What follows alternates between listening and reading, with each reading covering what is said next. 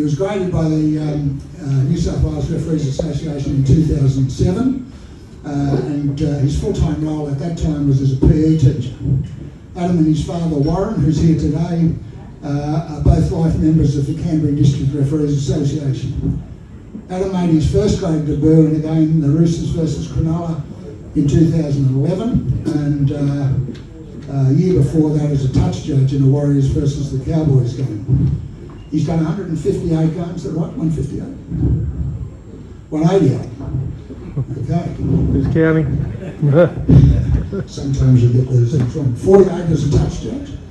Okay. His international career, he's done Australia, New Zealand under-20s, Papua New Guinea versus USA in the World Cup of 2017. He did the Women's World Cup final, Australia versus New Zealand in 2017, and he refereed a test between Samoa and Papua New Guinea in 2019. His domestic achievements include the Jim Beam Cup Grand Final in 2008, Junior Origin, New South Wales v Queensland, 2008 New South Wales Cup Grand Final in 2009, the National Youth Comp Grand Final in 2015. He was standby ref in the semi-finals, the NRL semi-finals of 16 and 17. He did the preliminary final between the Roosters and the Cowboys in 2018. He did the preliminary final Souths v Roosters in 19, and the final series, in 2019, the final series, a preliminary final between the Roosters and the Storm. So you'd think he knows what he's doing. Now, when I was doing the research, there's a page that lists all the games.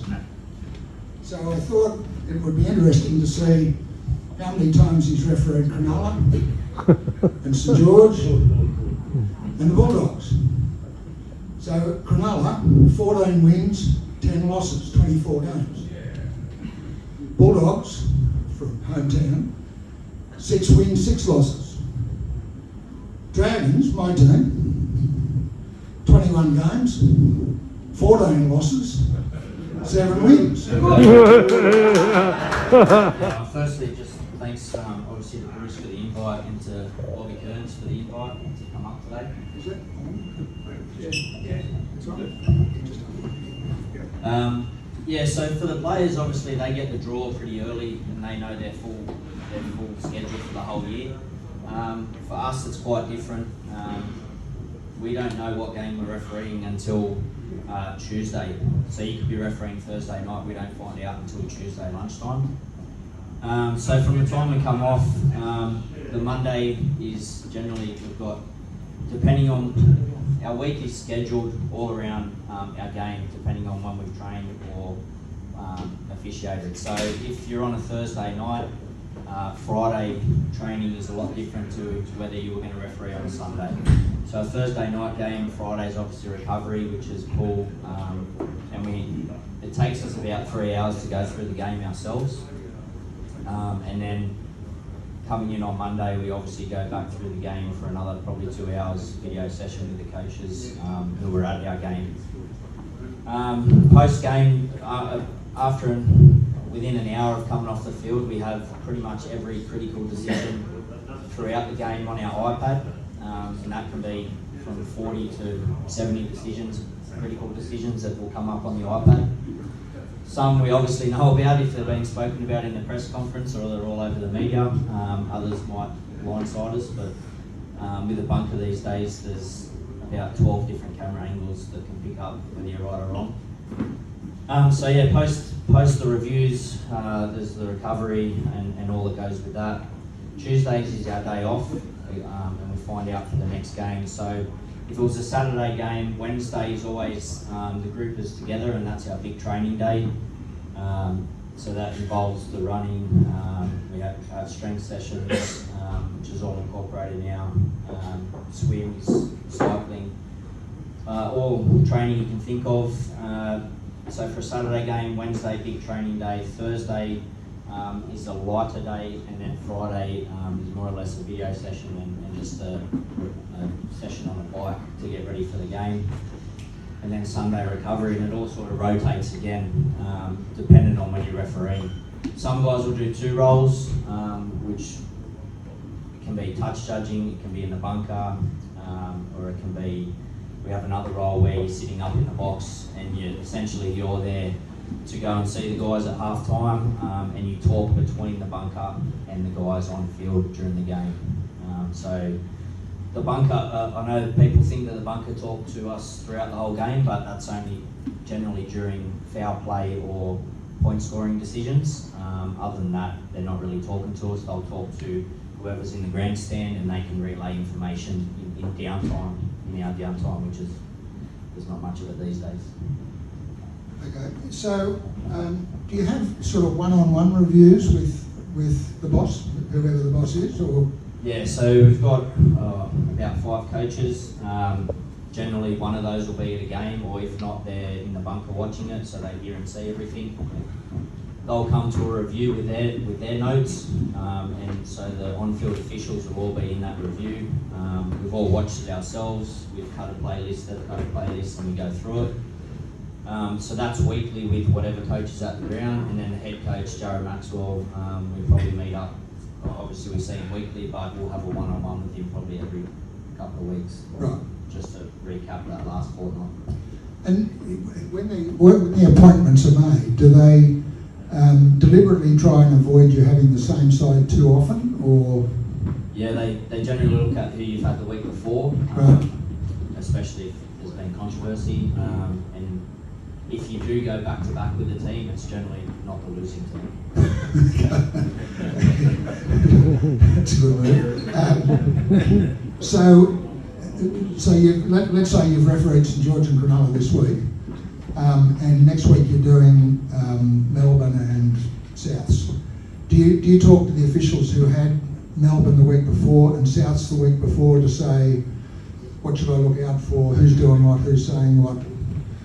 Yeah, look, we try not to preconceive anything. We all know that certain players and teams have certain traits.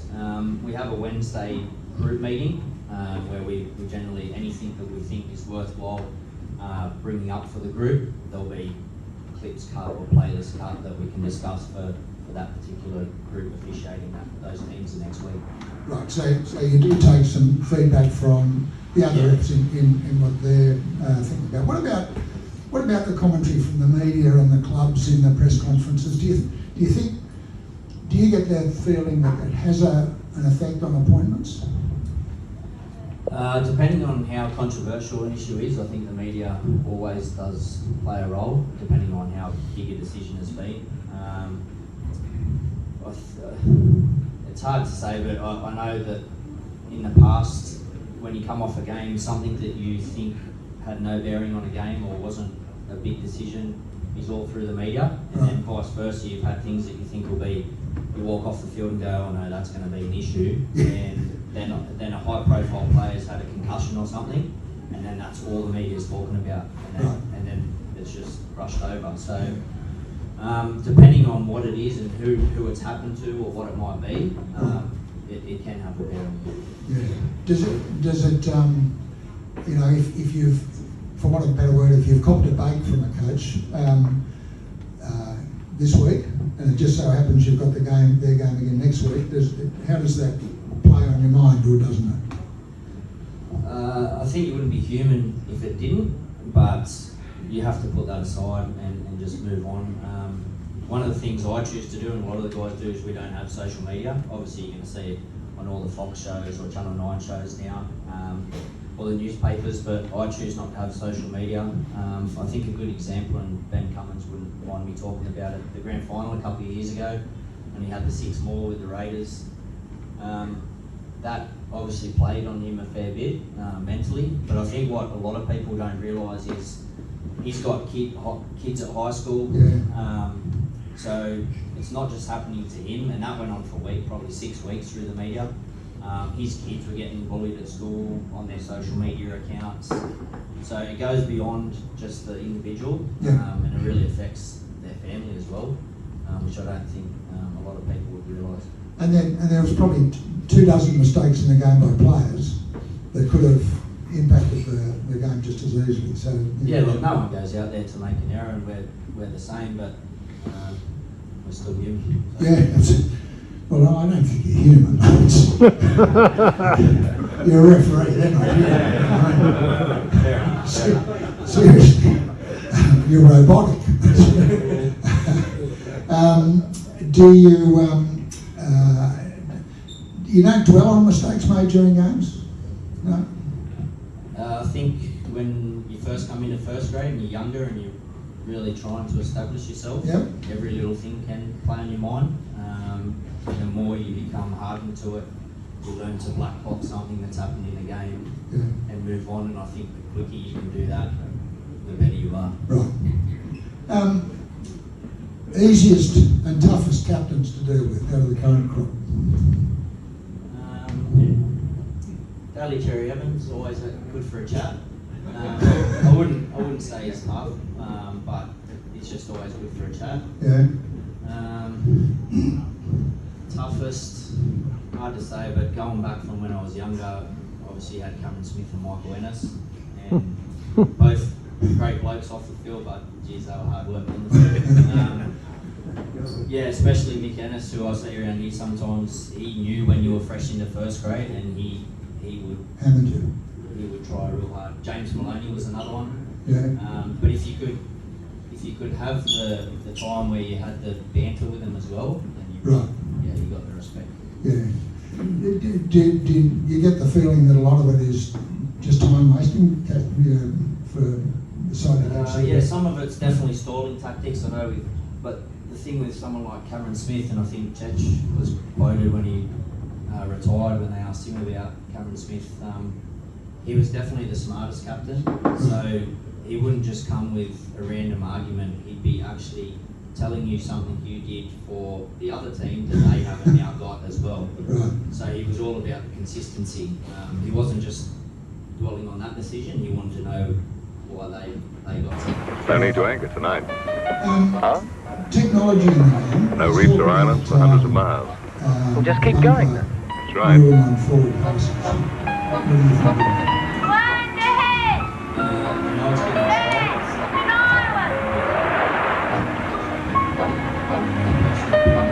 All right, I'll take your word for it. We're heading there.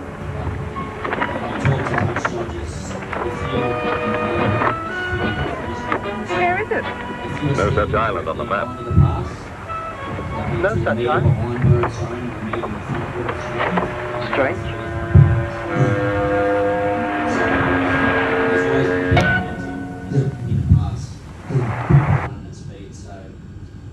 And you've got 13 blokes on one side telling you to forward pass, and half the crowd telling you to forward pass.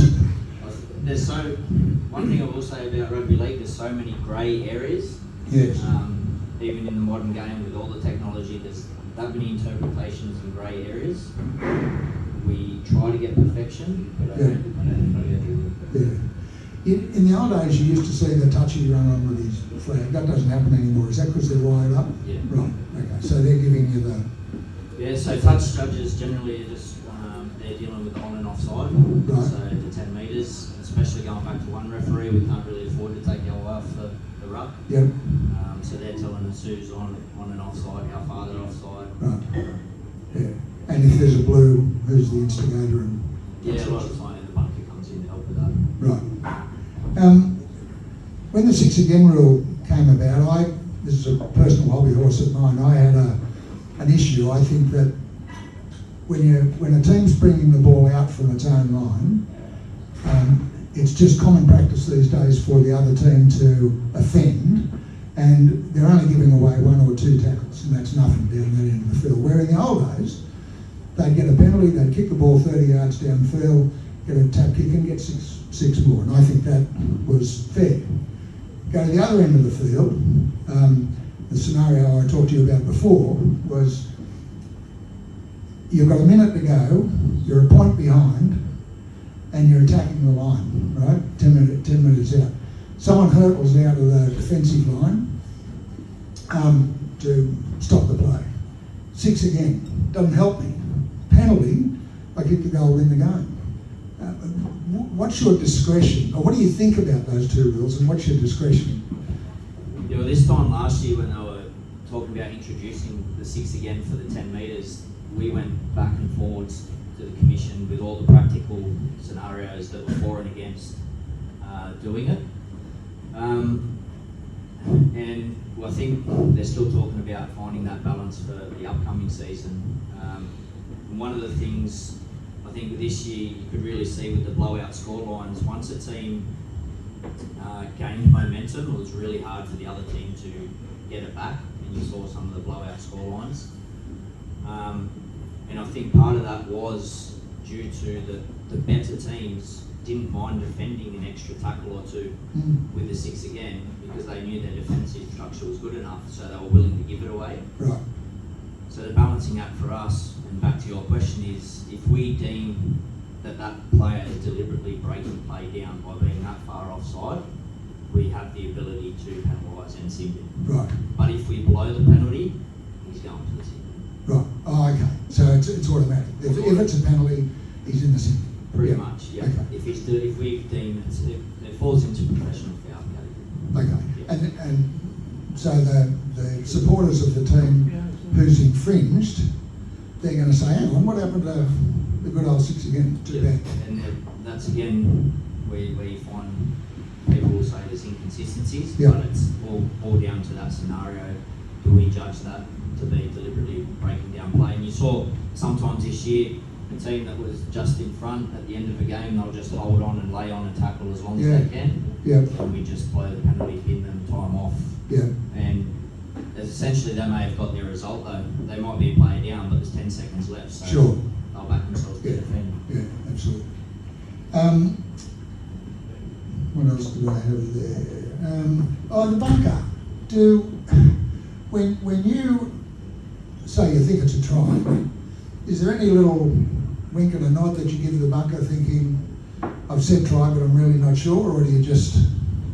Yeah, well, if you listen closely enough, a lot of the time I think the rule they did bring in though has been beneficial this year, because there's a lot less video checks. Right. And it just happens in the background. Yep. There's been multiple years where you're 95% sure it's a try, but you still check it, because if it's at 5% that you're wrong, Yeah, you're the one that... I'm gone next week. Yeah. So it has been a positive thing, but yeah, if you do listen closely, a lot of the time we'll award it, and then generally the commentary kicks in, but we'll be talking to the bunker to say you've got to check this part of the decision. Right, okay, okay. Anyone got a question for Adam?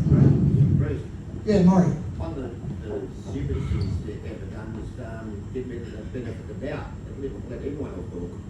Yeah, Maury's question, he was saying the benefit of the doubt, when it disappeared, it let people off the hook. So, You know, Well, I think they're trying to blame somebody, you know, and if they used to say benefit of the doubt, well, whose fault is it? No, Yeah. no one's fault. You know, let's argue it. Once you get up the grandstand having a punch up for the benefit of the doubt, I think one of the reasons they did away with that was due to the bunker as well, because there's so many camera angles now. yeah. There's hardly any doubt it should be one way or the other. Yeah. And so do you think there's an opportunity for a third option where try, no try, I don't know? The way it currently sits is if the video is inconclusive, obviously they go with the live decision of the referee. Yeah. And I think that's fine how it is, because if you look to the rule book, if the referee's unsided, it's going to be a try anyway. Right. And generally we're not unsided, it might be the last part of it. So. But if you're not sure, are you likely to say no try? The way the current system is, Yep. if we want something checked, then we'll say no try. We Okay. have to. Right. Yeah. Okay. All right.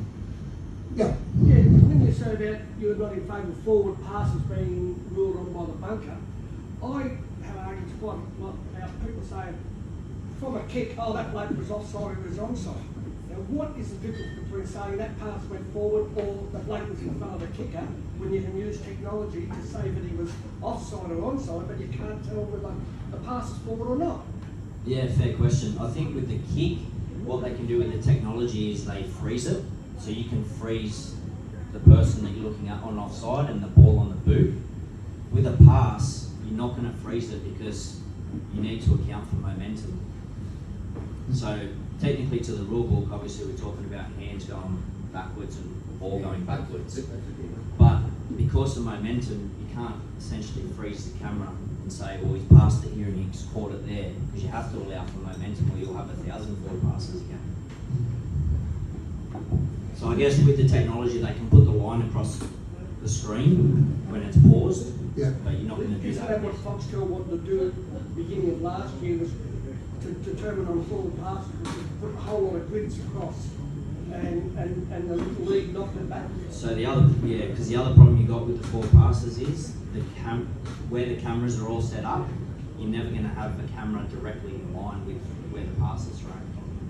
Well, you're So not going to then have the camera get in line with the players onside or offside the kick. No, but they can pause it. So then that's the difference. But currently I'm not working in the bunker. I know they want me to go in there, but I'm trying to avoid it. But they're all the arguments that come up. Another question up the back. Yeah, Adam, just a quick one.